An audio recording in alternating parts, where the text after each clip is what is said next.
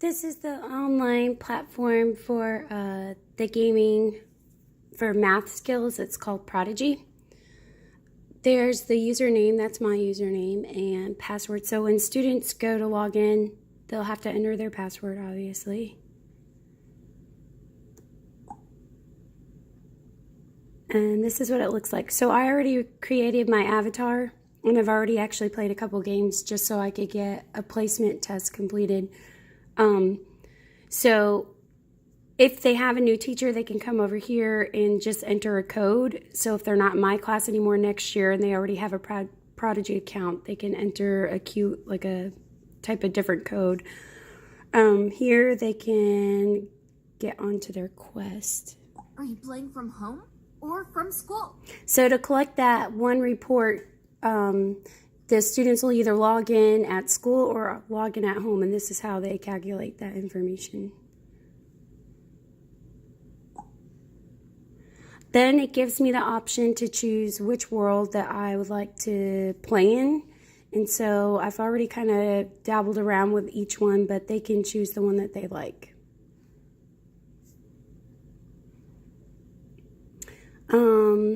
This is my ranking I left off from when I logged out. Okay, so this is one of the worlds, and basically these people right here are other online players that are playing from home, and they're obviously playing in this world. Down here you can go to the map, and these are all the different worlds. So I've already been to pretty much all of them. I think I'm at the castle right now. Not the castle, but this tower. And you can choose which one you want to play.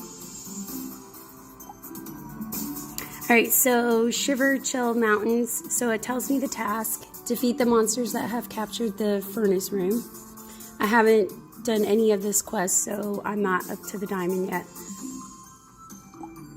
And then add players as friends to see how well you do against them. And I'm going to play.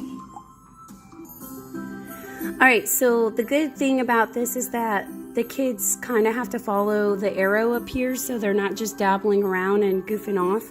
So they won't be able to do any battles unless they follow the directions. And I'm making my way over there.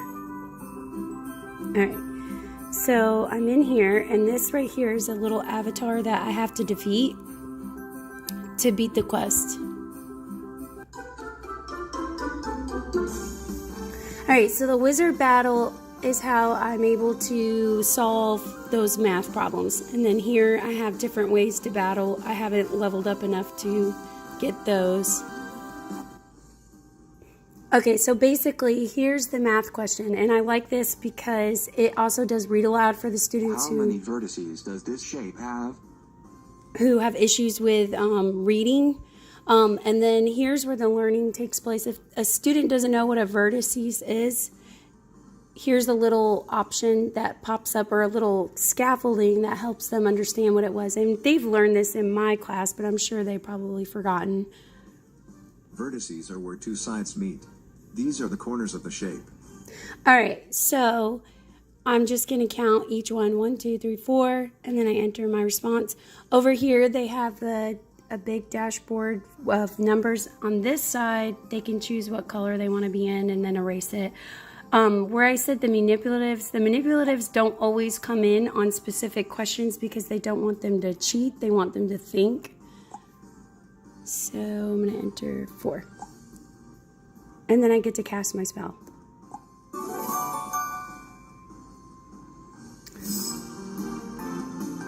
Alright, so I wouldn't have been able to cast that spell if I didn't get it correct.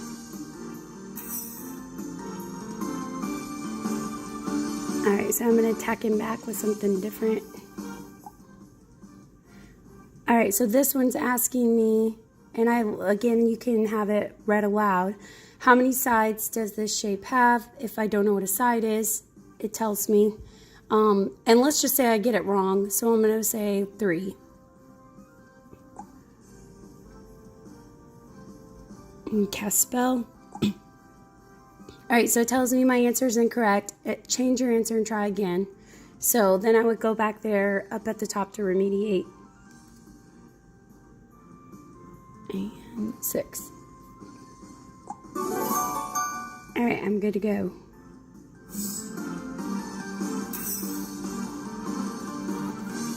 Okay, and then, so then I'm going to try this last quest or attack. How many sides does this shape have?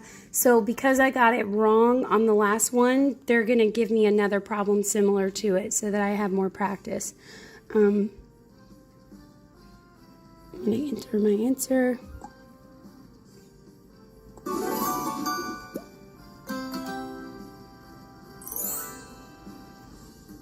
(2D shapes). So I've completed the objective of understanding 2D shapes. Yay. And I've earned a badge.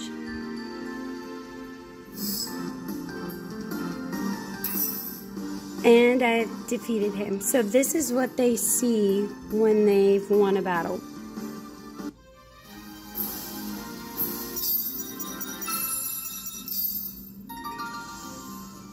Gain some hearts, which make it harder to attack me. And I get to open a chest. And I get money and something, I think a badge. There we go.